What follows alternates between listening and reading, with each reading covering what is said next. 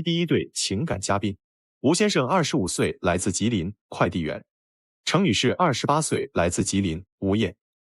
他们遇到了怎样的情感困惑呢？跟他结婚，你后悔吗？跟他结婚不后悔。我后悔，我当时就是眼瞎，我跟他结婚我太后悔了。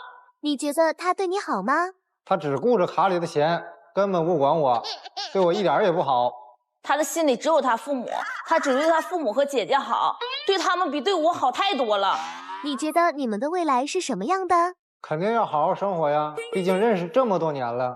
他如果还这样不能改的话，我跟他之间，我们之间根本不可能有未来。他如果继续还这样的话，这个日子我也没办法跟他过。为啥后悔结婚了呀？因为结婚之前吧，就是他父母有套拆迁房，当时说把这个拆迁房当做我们俩的婚房，当时婚房没下，我想着你说既然答应给我了，日子看好了，那就先结婚呗。那谁成想呢？就结婚了之后，上2个月，婚房下来了。下来之后一点都没通知我，老两口偷摸住上去了。你说你家这做的啥事儿吧？当时也不是说不通知你，那我爸我妈都跟我说来的，跟我说的时候你在哪儿呢？你在外边跟闺蜜逛街呢，我就没来得及跟你说。后来就是因为工作的事情就给忘了，就忘跟你说了。啥意思？你们俩已经办完婚礼了是吗？对，婚礼也办完了，证也领了。然后你们2个人是先在外面租着房子呢是吧？对。然后这个房子下来了，父母就去住了。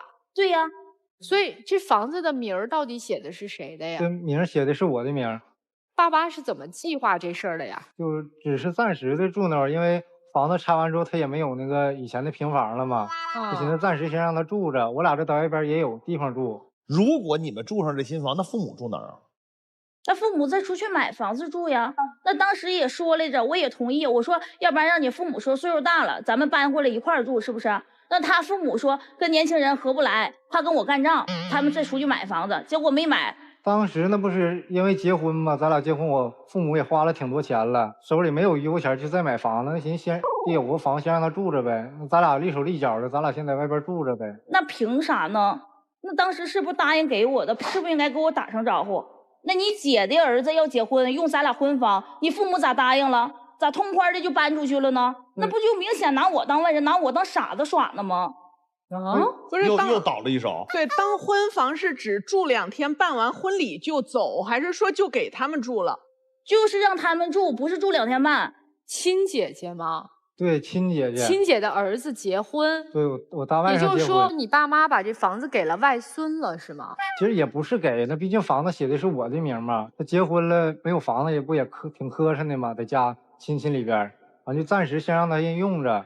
然后我姐这因为我结婚也掏了点钱，完手里现在也是不宽裕，完说先借他先当婚房用个1年2年，到时候等宽上了，他再去给我大外甥买房子去。那你父母住哪儿啊？我姐得掏钱去租房子了。你说导师，你听听这，我感觉说出都让人笑话。你说另外咋说呢？一房多用。对，你说这不就是拿我当傻子一样耍呢吗？另外的话，还有一件啥事儿呢？我是2婚，他是头婚，我有个儿子，现在儿子呢跟前夫，我感觉他们家就串通好了。现在由他外甥结婚到这个房子了，他姐始终跟你爹妈说没说过这事儿？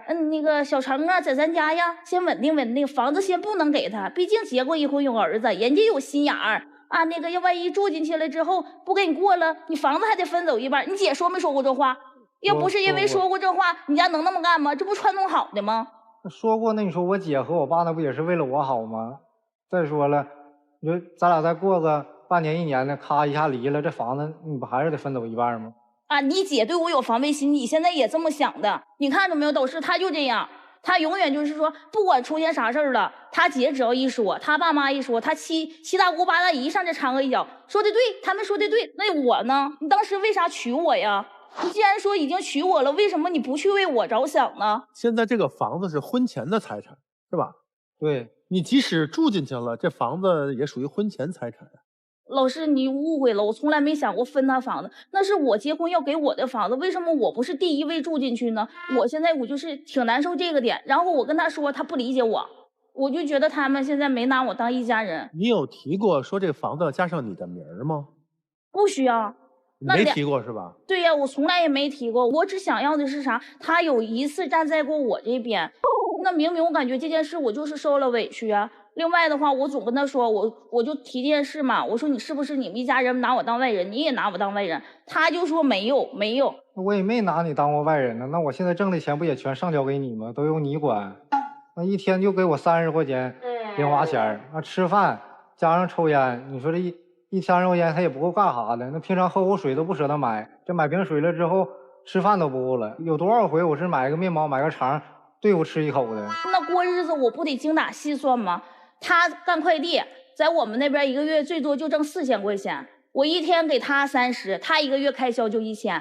我在家呢买菜吃饭啥的，我也得需要开销，我就得花1000，那2000块钱就干进去了，还就剩2000。这2000我不得精打细算细抠着吗？我就喜欢的东西，我跟我闺蜜啥出去的时候，我从来没张罗过，我只是回来跟她抱怨几句，但我从来没买过。你就不会说你再节省一点？你说我俩现在备孕呢，就是因为备孕没去工作嘛。天天就喝那个中药，需要调理身体。我这身体不算说那么好。然后他天天还抽烟，抽一盒烟18、19块钱的，你就不会不抽烟呢？姑娘，就是备孕和工作这是2件事啊，你可以一边工作一边备孕，这完全不冲突啊。哎呀，老师，我跟你说实话吧，就在我那边吧，我去找工作吧也挺费劲的，并且吧，那个我去看大夫的时候，大夫也跟我说了，我是那种就留不住孩子的那种体质。需要早睡早起的那种。早睡早起？那你这不是还没怀上呢吗？怀上了以后再不上班不就完了吗？那我就感觉我在家那边吧，我从来我也没干过活，没打过工，我就自己就是头2年创过业，但是失败了，完了就一直没出去打过工，也不想打工，在我家那边一个月就3000多块钱。我方便问你一下，你是上一段婚姻男方的经济基础比较好吗？你可以不去工作？不是啊，跟他们家经济基础差不多。那现在孩子跟着前任，你大概多久见一次孩子呢？我差不多就是1个月接那么一回，但是如果要是说这个月不太方便的话，就是手里钱不太余富的话，我就不接。他有跟你的孩子接触过吗？有。跟你的孩子关系怎么样？也就那样吧，我觉着。咋能也就那样呢？那你儿子每回来说买这买那的，我哪回没给他买呀？他每次来你们俩的家会住多长时间？一般在我这块待吧，也就待个3、5天。孩子今年多大了？我儿子今年8岁。这边的公公婆婆对于你的情况是接受的吧？接受的。当时就是我俩谈恋爱的时候，我也没有隐瞒，他也知道，他们家也知道。然后当时结婚的时候，他们家也是同意的。那现在倒好，那上个月我儿子要来，你为啥没让来呀？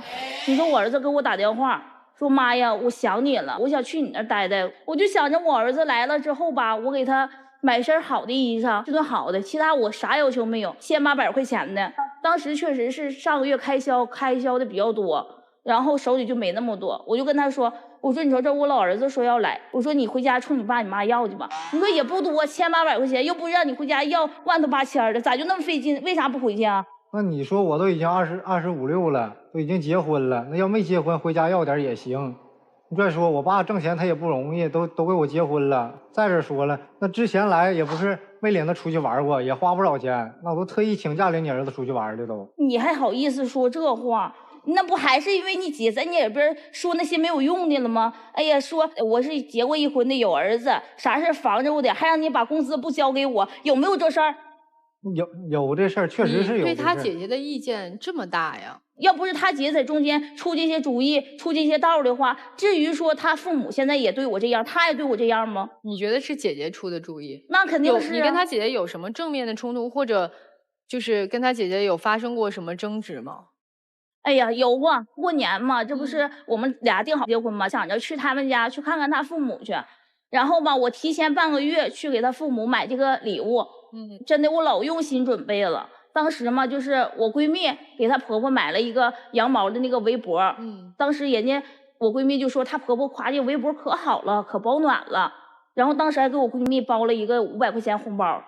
我寻思那挺好的，你说老人岁数大了，东北那边冬天冷，我得买点实用的。我当时就给他爸买了一双防滑的那种棉鞋，我就给他妈就订了那羊毛围脖。当时店里都没有这个货，是从哈尔滨那边发过来的，当时邮费还多花了。我这兴高采烈的我拎他家去了，结果到他家咋的呢？他妈一带上围脖啊，又说这围脖扎挺，这围着脖子刺挠，那纯羊毛的那不就扎挺吗？然后他姐在旁边还阴阳怪气，说我这东西，你说大过年的没过门的媳妇拎着这是啥呀？一点都上不了台面。我就觉着嘛，就是我这一片好心嘛，让他们一家当成驴肝肺了。他一在旁边一声不吱，就搁那杵着。你大姑姐当着你的面说这些话呀？对呀，我当时我就说，我说你知道买这东西多不容易似的，我说那我买回来了，我说你家不感谢就拉倒了，还在这挑我的理。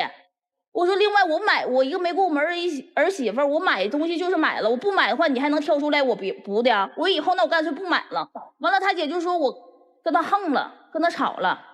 然后他姐就跟我吵起来了，结果人家跟他姐一条战线，说我。你咋不说？你说大过年的，谁家去串门去，或者是回家的话，不买点什么礼盒啊，买点什么螃蟹啥的，等你拿那俩玩意儿，那怪我姐说你咋的？你是觉得他买少了，还是这2个礼物买的不合老人心意了？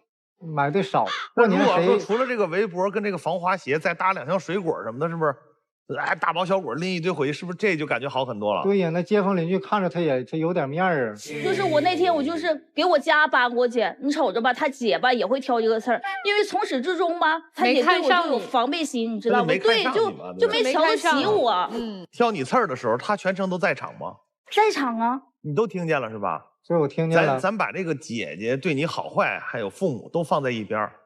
你觉得你用一个旁观者的角度，你觉得你姐说你媳妇儿这个，你觉得你姐挑这个礼挑的对吗？我感觉挺对的。大过年的，没结婚的女朋友，过年上家去，咱甭管多少，但人家是份心意，买了2件礼物，你姐跟客人直接就说嘛，你买这个东西就不合适不好，你觉得这样对吗？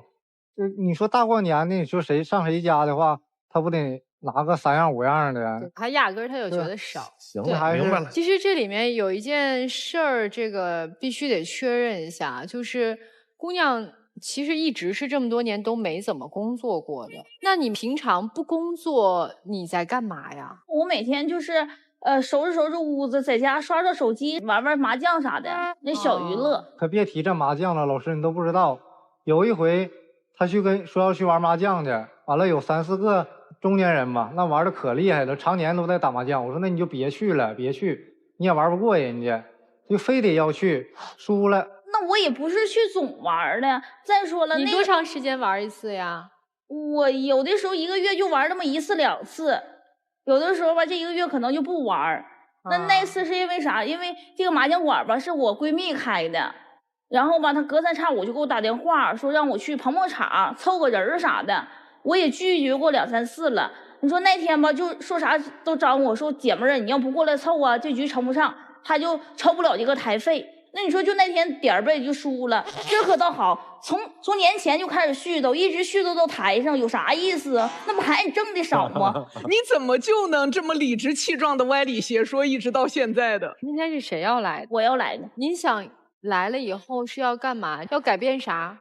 答应我的房现在没给我呢，我得上来，我得要个说法啊。另外的话，你能不能别耳根子软了？你能不能像个男人一样，像个爷们儿一样啊？我已经结过1婚了，我上一个就是因为这家庭琐事分开的。那我这次想找的爷们儿就是啥呢？就是我对也是对，我不对也是对，你就得向着我，你就得惯着我。来，转过去看看他像吗？来，回答我这个问题，他像吗？我觉得他这样，他要听我话，肯定比现在强。哎，男生您有啥诉求吗？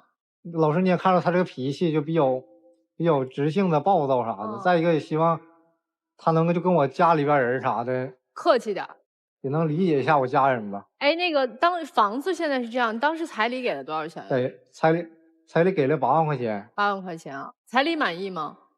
挺满意的，当时也是我要的。哎，你都有8万块了，你儿子这几个月来怎么就已经没钱给了？买身衣服都没钱给，还得找公婆要啊？那是我的钱呢。你儿不是你的儿啊？对呀，我那个钱嘛，我给我父亲了。我们家我也是独生女，我那是给我父亲的养老钱，当我父亲养老钱了。少扯吧，你结几次婚，彩礼都给爹几次啊？那要不你再离一个，再去结一个，再挣8万给爹嘛？我上一个结婚的那个创业不赔了吗？没有了，那钱赔了。嗯，行，反正今儿这个俩人来，这大概情况也听出来了。这个姑娘就是说耳根子别软啊，房咋着啊？给不给啊？对吧？哎，房要就这样不给你了，怎么办？日子还过吗？不给我也不能跟他过，不过我的房子为啥对呀、我的房子为什么那啥你还向着你家说话，还对我有防备心？哦，就离那都不是吧？一条心了，我跟他过啥？就离是吧？必须离，必须离啊！好嘞，听好了啊，必须离。我们先来听听各位老师怎么说，来吧，米娜老师。本来这个事儿哈，一早男孩的父母挺讨厌的，他们答应了给你们做婚房的那个房，没兑现承诺，谁都觉得是他们亏了你的。但是等你越说的多吧，我就越觉得别人对待你的方式是由你自己决定的。那我还委屈，这男人为啥不护着我呢？我为啥要护着你啊？你要我给你的儿子买衣服，你让我爸我妈给你的儿子买衣服，你还跟我生不了孩儿，你还不生，你现在还不好好的备孕，你每天还要跑出去搓麻将，你还有那么多的闲散爱好，你对我充满抱怨，你对我爸妈也不好，我为啥花8万请了这么一姐姐回来呀？他们看不上我，就是因为他们觉得他儿子也是太软弱了，我太强势了呗。他们看不上你是因为你好吃懒做不工作，不产出价值，只伸手找人索取。你用自己的行动在告诉，其实挺给女性哈丢人的，因为我们拥有工作的权利是靠我们争取来的，我们拥有教育的权利也是靠我们争取来的，我们拥有离婚的权利也是靠一代又一代的女性争取来的。可是我们前人争取的权利在你这里全部被滥用。你认为一个女人可以理直气壮的以爱为名，不工作，不产出任何价值，对家庭成员充满了各种索取不付出。你对第一段婚姻很草率，现在第2段婚姻又被你搞成这个样子，反思吧，姑娘。哈，我不说这个男生什么了，你没啥好说的，天知道你为什么爱他。你要的是一个兑现的一个过程跟结果，我说的没错吧？但是你想想，你嗓门越大，你越兑现不了，你太猛了。这一家子捆一块，可能跟你吵架吵不赢。你告诉我，人家凭什么给你兑现呀？人现在是你说了啊，那都是当初答应我的，答应你对啊，你只是没住上而已，只是赔了现在的房租而已。但是房本写的是不是你老公的名，不是他姐的名吧？如果你俩有孩子了，哪怕你姐在那儿住着，最后这个房本他这儿是不是也是你们家孩子继承啊？所以我不知道你强调这个事儿为什么？你想过你跟他们家的关系并不融洽吗？我知道。你想要的东西你自己都已经争来了，只不过是你争来的，不是两家相处出来的。甚至在某些程度把你老公架在火上了，想往下过，想一想怎么处理这个关系，怎么去婉转的去调和一下，这么干下去日子过不长。亲爱的，我特别想让你好好看看自己的条件，你没有任何工作的能力。我也不是不去工作，我就不喜欢工作。对，没有工作的能力是一方面，如果我有这个情感的态度也可以，但你没有。所以4个字儿，坐享其成。觉得别人对你什么都是应该的，让人觉得你特别的不堪。你连你自己的儿子你都养活不了，把所有的全部转嫁到他的身上。儿子来不了是因为他不给你钱，他不能挣，他不能像别的男人一样。请问你儿子跟他有半毛钱关系吗？所以你如果不靠自己，你如果不让自己变得稍微有点价值的话，你这个日子也很快过不下去了，你都不用备孕了，亲爱的。你备孕的话，你会再次祸害另一个孩子，因为这段婚姻，你的那个大姑姐，你的婆婆已经看清楚你是什么人了，他们一定会让他防着你的，因为你什么都是理所应当的。你的儿子，你居然让他去管他爸他妈要钱，你想什么呢？他没有这个义务，不是你嫁给谁了就得靠哪个男人养，你靠人家养，人家是你的甲方吧？人家是你的甲方，你怎么还得管着甲方呢？哪有这道理啊？你们家全家还都得听我的。我说那个话的时候有点伤你，我说你什么条件？但是这是个不争的事实，人家是头婚，所以知足，这是第一点。第二点，你必须得工作，就这样。就是工作这事儿，工不工作这是一习惯。有些人习惯了不工作，你让他工作这很难的。您是20岁就当妈了？啊，对然后一直到今天就没工作过是吧？对，没工作过。也就是说，如果说你的丈夫，也就是咱们这个小吴，真要是有一天得个病什么的，这个月我没法出车了，那这月咱家就没经济来源是吗？那不会，那我也是会想办法去赚钱养家的。想什么办法不工作能赚钱？您教教我。那就自己出去找班上呗。哦，也就是说，如果肚子饿了能工作是吧？对呀，那逼到份上也不能说俩人坐那喝西北风，饿等死儿啊。啊，就是，那我就奇了怪了，咱们家孩子来现任老公的家的时候，咱不能平时工作，然后给咱们那儿子买点东西吗？能也能。我跟你讲啊，特别聪明的一方法，我知道你想要什么。我要是你的话，我一定让小吴每天云里雾里的特别开心。我一定让他看见我忍辱负重，哪怕我不工作不赚钱，我也得懂事儿，我也得乖，明白吗？明白了。我问一下小吴，老师你说，你爱他什么呀？我他对结婚您告诉我，您爱旁边的这位程女士，您爱她什么？就是其实也挺喜欢他这个性格的，什么性格？就挺直爽的，大大咧咧的。但是结婚前他也不这样了，没想这么多问题。啊，那结婚以后看清楚是这样了。我问的是今天你爱他吗？有一点不爱。有一点不爱了是吗？知道你失败在哪儿了吗，程女士？不知道。他现在已经没那么爱你了。不管你想从这个婚姻里得到什么，您现在做的有点失败。你听见了吗？他以前敢说他有点不爱你了吗？没说过，从来没敢过。今天你听见了，他现在刚才告诉我，他已经有点不爱你了。所以现在咱们还有机会，咱们一定努力做那个可爱的妻子，好吗？得嘞。